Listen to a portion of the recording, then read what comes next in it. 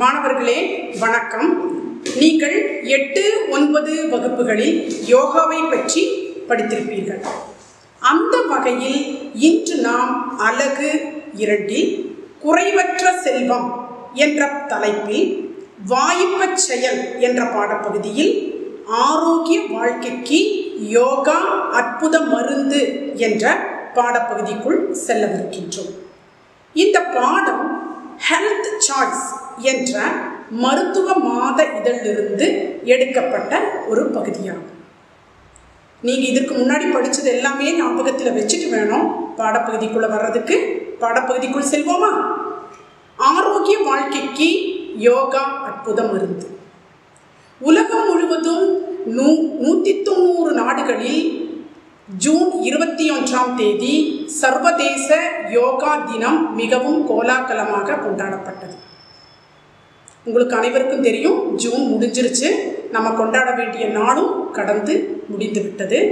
அதை ஞாபகார்த்தமாக வச்சுக்கோங்க.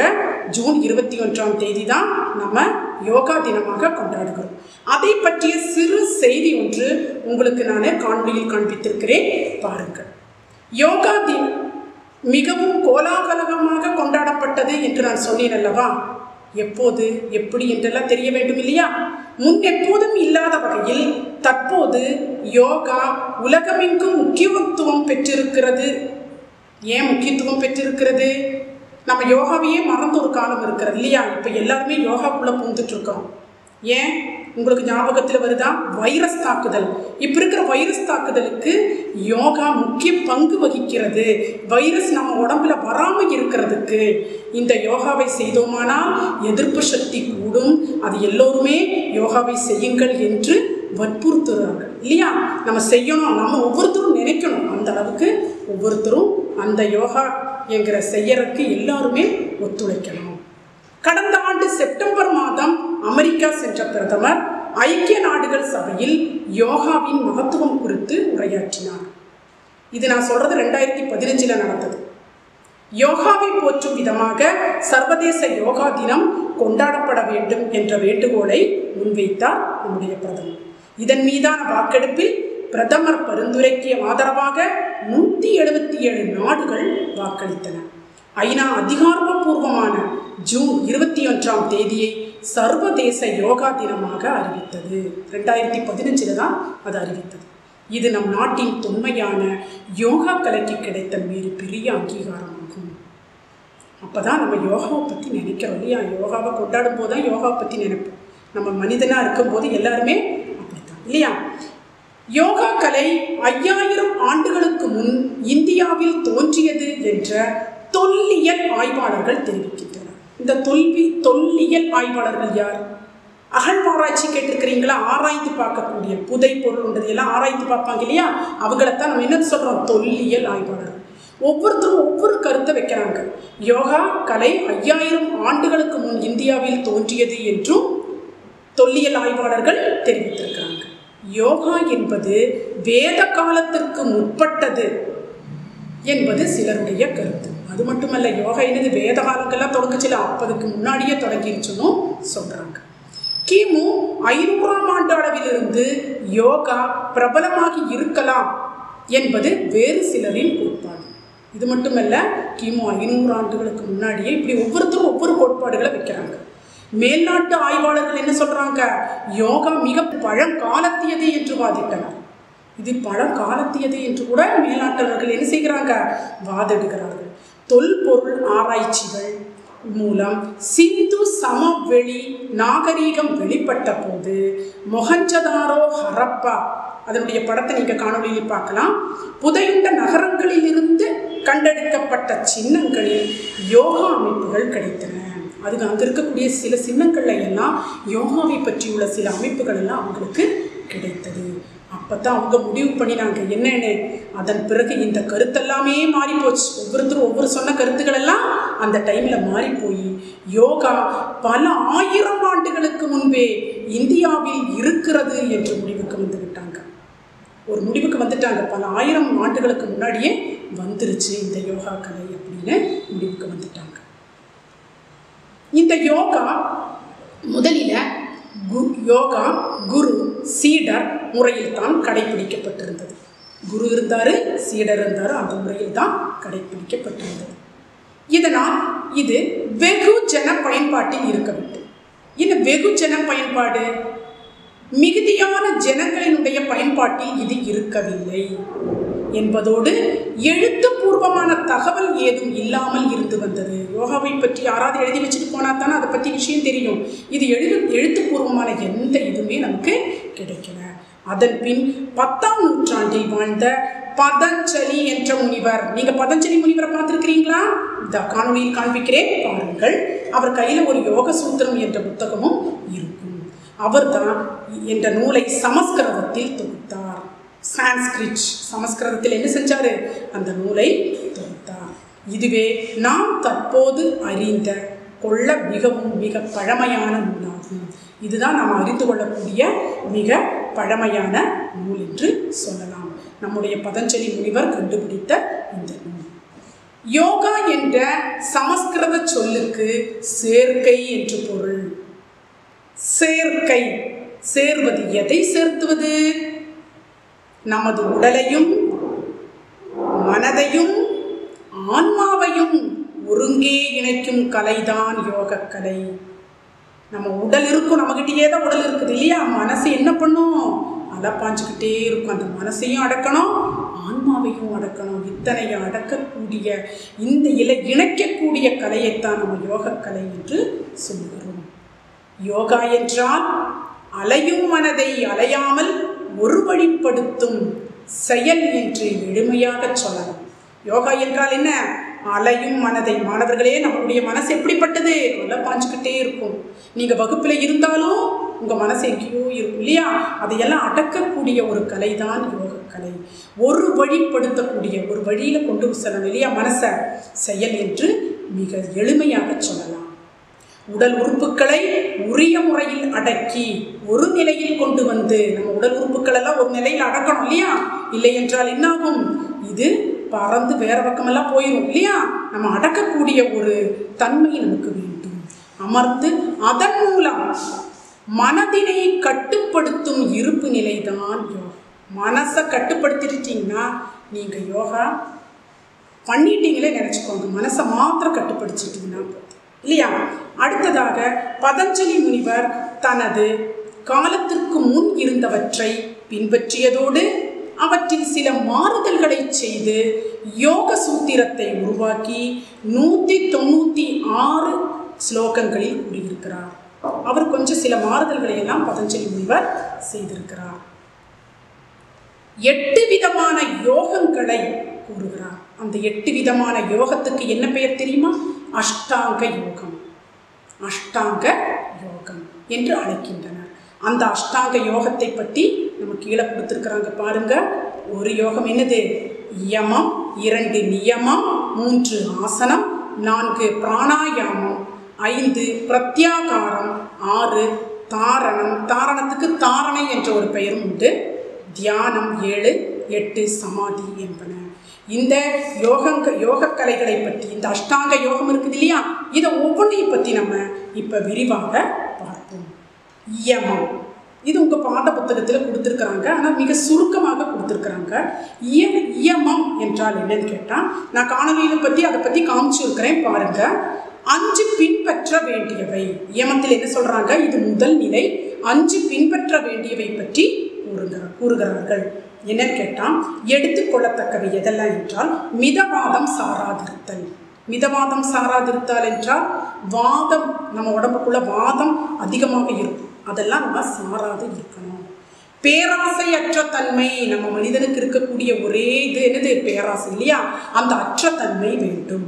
விவேகமற்ற தன்மை, விவேகம் இல்லாமல் எதுலேயுமே இருக்கக்கூடாது. மற்றும் உரிமை கொண்டாடாதிருத்தல், எல்லாத்துக்குமே நம்ம உரிமை கொண்டாடுறோம் இல்லையா? அந்த உரிமை கொண்டாடாம இருக்கிறது.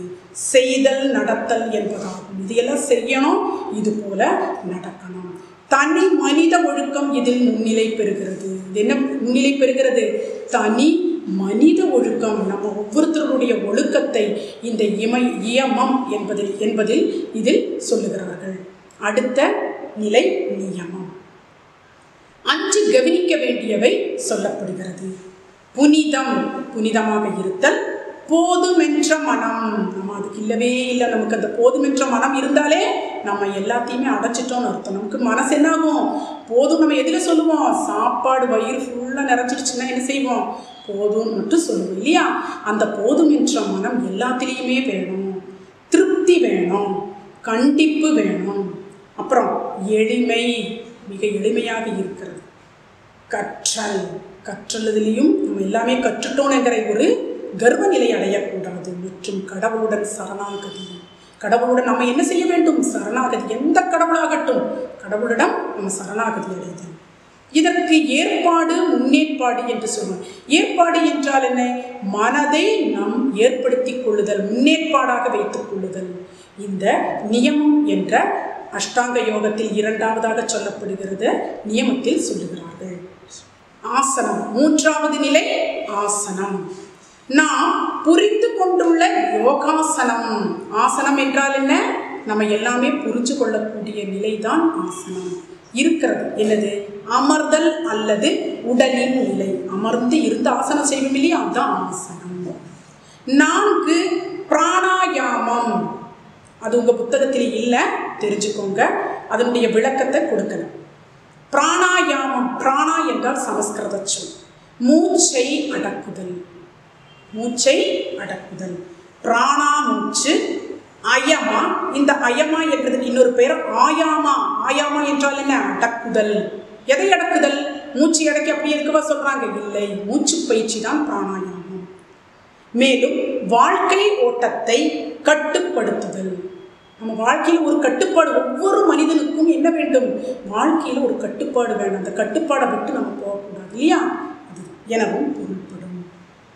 5 பிரத்யாகாரம், தனியாக நீக்குதல். எதை தனியாக நீக்க வேண்டும்? புற உலக பொருட்களில் இருந்து 5 புலன்களையும் விலக்குதல். இந்த 5 புலன் ஒன்று சொன்னால் கேட்காது இல்லையா? நம்ம தான் கண்ட்ரோல் பண்ணிக்கணும் 5 புலன்களையும். மெய், வாய், கண், மூக்கு, செவி. இதை அடக்கிட்டோம்னா எந்த பிரச்சனையுமே இல்லை இல்லையா? இது புற உலகிலிருந்து நம்ம விலக்கணும். இதனால் எந்த பிரச்சனையும் வராத இதை நம்ம என்ன செய்யணும்? அடக்கி கொள்ள வேண்டும். 6வது நிலை தாரணம். தாரணம் என்றால் தாரணை. அதுக்கு இனி ஒரு பெயர் தாரணை. மன ஒருமைப்பாடு. மனம் என்ன செய்ய வேண்டும்? ஒருமைப்பாடுடன் இருக்க வேண்டும். மனதை ஒரு நிலைப்படுத்துதல், ஒரே பொருளின் மீது கவனத்தை நிலைப்படுத்துதல். நம்ம ஒரு பொருளின் மேலே நம்ம மனசு நிற்கிறதில்லை. ஒரு வகுப்பெடுக்கிறாங்கன்னா அது கூடயே நிற்கணும். ஏதாவது ஊரில் நம்ம என்ன வேணும்? ஒரு நிலைப்படுத்தணும் நம்ம மனசு இல்லையா? அந்த நம் மனசு என்ன செய்யுது? ஒன்றை பார்த்துக்கிட்டு இருக்கும், வேறொரு வேலையை செஞ்சுட்டு இருக்கும் இல்லையா? மனதே அடங்கு என்று நம்ம தான் நம்ம மனதை அடக்கி கொள்ள வேண்டும். 7வது நிலை தியானம். தியானம் செய்வாங்க இல்லையா? ஒரு மனசை எல்லாம் ஒருநிலைப்படுத்தி தியானம் செய்தல். தியானத்துக்கு எடுத்துக்கொண்ட பொருளின் உண்மைத்தன்மையை ஆழ்ந்து சிந்தித்தல். நம்ம என்ன பொருளை, ஏதாவது ஒரு கடவுளோ, ஏதாவது ஒரு சக்தி, ஏதாவது மனசுக்குள்ளே வச்சுட்டு தியானம் பண்ணுறோம். 8வது நிலை சமாதி.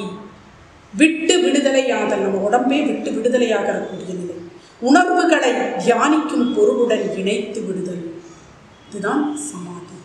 இந்த 8 நிலைகளைத்தான் நம்ம பதஞ்சலி முனிவர் அஷ்டாங்க யோகத்தில் குறிப்பிடுகிறார். அடுத்ததாக யோகா மனிதனின் முழுமையான திறன்களை வெளிப்படுத்த உதவும் கலையாகும். நம்ம மனிதனுக்குள்ள ஒவ்வொருத்தருக்கும் என்ன இருக்கும்? ஸ்கில்ஸ் இருக்கும் இல்லையா? திறன்கள். அந்த திறன்களை வெளிப்படுத்தக்கூடிய ஒரு கலையாக யோகா கலையை சொல்லுகிறார்கள். ஒருவருக்குள் இருக்கும் பன்முக பரிமாணங்கள். பன்முக பரிமாணங்கள் என்ன? நமக்கு பல விதமான உள்ளுக்குள்ள பல திறன்கள் இருக்கும், கலைகள் இருக்கும் இல்லையா? ஒருத்தர் என்ன செய்வார்? இசையில சிறந்தவராக இருப்பார், இன்னொருவர் நடனத்தில் சிறந்தவராக இருப்பார், இன்னொருவர் ஓவியத்தில் சிறந்தவராக இருப்பார், கட்டிடக்கலையில் சிறந்தவராக இருப்பார், சிற்பம் வரைப்பதில் சிறந்தவராக. இப்படி ஒவ்வொருத்தரையும் ஒவ்வொரு வேறுபட்ட பரிணாமங்கள் இல்லையா?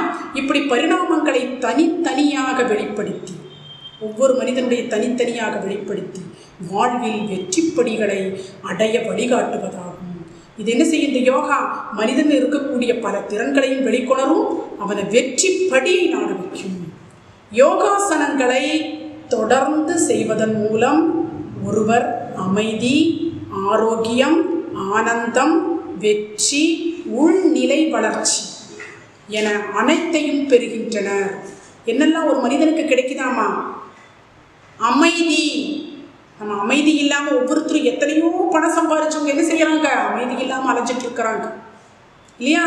அந்த அமைதி யோகா கலையை கற்றுக்கிட்டுனா வந்துரும்னு கண்டிப்பாக சொல்கிறாங்க. ஆரோக்கியம் மேம்படும். ஆனந்தம் அடையலாம். சந்தோஷமாக எப்பவும் இருக்கலாம். வெற்றி உண்டாகும். உள்நிலை வளர்ச்சி. நமக்கு உள்ளுக்குள்ளேயே ஒரு வளர்ச்சி வேண்டும். எது தீய செய்திகளையெல்லாம் என்ன செய்யக்கூடாது? நம்ம கேட்கவும் கூடாது, பார்க்கவும் கூடாது இல்லையா? அந்த மாதிரி எல்லாம் நம்ம உள்நிலை வளர்ச்சி. நல்லதைத்தான் கேட்கணும், நல்லதைத்தான் செய்யணும். இந்த மாதிரி எல்லாம் இருக்கக்கூடிய உள்நிலை வளர்ச்சி நம்ம மாணவ பருவத்திலேயே உங்களுக்கு வரணும். குழப்பமான மனநிலையில் இருந்து விடுபட்டு அமைதியான உணர்வோடு எந்த ஒரு காரியத்தையும் சிறப்பாக செயல்படுத்தி முழு திறனையும் வெளிப்படுத்தி வாழ்க்கையில் வெற்றி அடைய உதவுகிறது யோகா. ஒவ்வொரு மனிதனுக்கும் என்ன செய்யும்? குழப்பமான மனநிலை இருக்கும் இல்லையா? அதையெல்லாம் மாற்றி ஒரு வெற்றி படிகளை கொடுக்கக்கூடிய ஒன்றாக யோகா கலை அமைகிறது. 20 நிமிடம், வெறும் 20 நிமிடம் சொல்றாங்க. யோகா பயிற்சி செய்வதால் மூளையினுடைய செயல்பாடு தூண்டப்படுவதாக இந்திய வம்சா வழியைச் சேர்ந்த ஆராய்ச்சியாளர்கள் சொல்றாங்க. ஆராய்ந்திருக்கிறாங்க இந்த கலையை பற்றி இல்லையா? இந்த கலையினால என்ன உபயோகம் என்பதை ஆராய்ந்திருக்கின்றனர். அப்படி வரும்போது 20 நிமிடம் நீங்கள் என்ன செய்யணும்? இந்த யோகா பயிற்சியை செய்தீங்கன்னா மூளையினுடைய செயல்பாடு அன்னைக்கு ஃபுல்லாக நீங்கள் முடிஞ்ச ஒரு ஆசிரியர் மூலமாக கற்றுக்கோங்க. அன்னைக்கு ஃபுல்லாக நீங்கள் ஹாப்பியாக சந்தோஷமாக இருப்பீங்க. செஞ்சு பார்த்தா தான் அது தெரியும். தினமும் யோகா பயிற்சி செய்வதால் மூளை, இதயம் மற்றும் நுரையீரல் செயல்பாடு சுறுசுறுப்படைகிறது. இதயம், அது மட்டுமல்லாமல் மூளை மற்றும் நுரையீரல் செயல்பாடு இதெல்லாமே யோகா கலை செய்தால் சுறுசுறுப்படையுமா. உடலின் அனைத்து பகுதிகளுக்கும் இரத்த ஓட்டம் சீராக செல்கிறது. இரத்த ஓட்டம் என்னாகும்? சீராக சென்றடையும். இதனால் நோய் எதிர்ப்பு சக்தி அதிகரிக்கிறது. நமக்கு இப்போ இருக்கிற காலகட்டத்துக்கு எது வேணும்? நோய் எதிர்ப்பு சக்தி நம்ம ஒவ்வொருத்தருக்குள்ளேயும் வேணும் இல்லையா? நமக்கு வெளியில் போக முடியாது. இந்த இருக்கிற டைம் நோய் எதிர்ப்பு சக்தி வேணும்னா வீட்டுக்குள்ளேயே இருந்து நல்ல உடல் பயிற்சிகள் யோகாவை செய்தோமானால் நமக்கு எதிர்ப்பு சக்தி தானாக வரும். முதுகெலும்பு அடுக்குகளில் ஏற்படும் தேய்மானத்திற்கு தீர்வாக அமைகிறது. முதுகு தேய்மானம், அதற்கெல்லாம் ஒரு தீர்வாக இந்த யோகா கலை அமைகிறது. ஆழ்ந்த தூக்கம் உண்டாகிறது. தூக்கம் வர்றதில்லைன்னு தூக்க மாத்திரையை சாப்பிட்டுட்டு இருக்கிறாங்க இல்லையா இந்த காலத்தில். அந்த தூக்கம் நம்ம எந்த மாத்திரைக்கும் அடிமையாக வேண்டாம். நம்ம உடம்பு யோகா கலையை கற்றோமானால் ஆழ்ந்த தூக்கம் தனியாக வரும். உடலுக்கு நெகிழ்வுத்தன்மை உண்டாகும். உடல் ஒரு நெகிழ்வுத்தன்மை எடுக்க வேண்டும் இல்லையா? அதெல்லாம் இந்த யோகா கலையை கற்றுக்கும் போது வரும். தெளிவான கண் பார்வைக்கும் யோகாசனங்கள் உதவுகின்றன. சிறு வயதிலேயே கண்ணாடி போடக்கூடிய நிலை ஒவ்வொருத்தருக்கும் இந்த காலகட்டத்தில் வருகிறது இல்லையா? அதற்கு ஒரு தீர்வாக இந்த யோகாசனம் அமைகிறது. வயோதிகத்தை தள்ளி போட்டு ஒவ்வொருத்தருக்கும் என்ன நம்ம இருக்கக்கூடாதுன்னு நினைப்போம்? வயோதிகமே நம்மகிட்ட வரக்கூடாது, இளமையாக இருக்கணும் தான் ஒவ்வொருத்தரும் நினைப்பாங்க இல்லையா? அந்த வயோதிகத்தை தள்ளி போட்டு இளமை தோற்றத்தை இந்த யோகா தரும். யோகாவால் எலும்புகள் உறுதி அடைகின்றன. எலும்புகள் என்ன செய்யும்? உறுதி அடையும். அதனால் தேக ஆரோக்கியம் மேம்படுகிறது. தேகம் என்றால் உடம்பு. உடம்பு என்ன செய்யக்கூடும்? நல்ல ஆரோக்கியத்துடன் இருக்கும். யோகா பயிற்சியினால் கணக்கிலடங்கா நன்மைகள் உடலில் ஏற்படுகின்றன. 1-2 நன்மைகள் சொல்ல முடியாது. கணக்கிலடங்காத நன்மைகள் எல்லாம் இந்த யோகாவில் இருக்கின்றன. யோகாவில் லட்சக்கணக்கான ஆசனங்கள் உள்ளன. இந்த யோகாசனத்தில் எத்தனை ஆசனங்கள் இருக்குது? லட்சக்கணக்கான ஆசனங்கள். அவற்றில் தினமும் 10 ஆசனங்களை முறையாக கற்று, நீங்கள் வலைத்தளத்தை பார்த்தோ அதை ஒன்றும் கற்றுக்கக்கூடாது. முறையாக கற்று, யோகா ஆசிரியரிடம் முறையாக கற்று அன்றாடம் செய்து வந்தால் போதுமானது. அது போதும். அவற்றால் உடல் திடமடைவதோடு ஆயுளும் நீடிக்கிறது. உடம்பு என்னாகும்? திடமும் அடையும், ஆயுளும் கூடும். அதை நீங்கள் கண்டிப்பாக செய்ய வேண்டும். ஆனால் யோகா ஆசிரியருடன் துணையுடன் தான் செய்ய வேண்டும். யோகாசன பயிற்சியை தேர்ச்சியும் அனுபவமும் பெற்ற ஆசிரியர்களிடம் கற்றுக்கொள்ள வேண்டும். இறுதியாக சொல்றாங்க, ஆசிரியரிடம் தான் கற்றுக்கொள்ள வேண்டும்.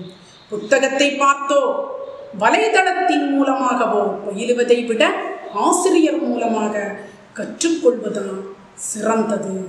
இந்த புத்தகத்திலேயெல்லாம் உங்களுக்கு கொடுத்துருக்குறாங்க, அதெல்லாம் பார்த்து செய்யக்கூடாது, ஆசிரியருடன் உதவியுடன் தான் செய்ய வேண்டும்.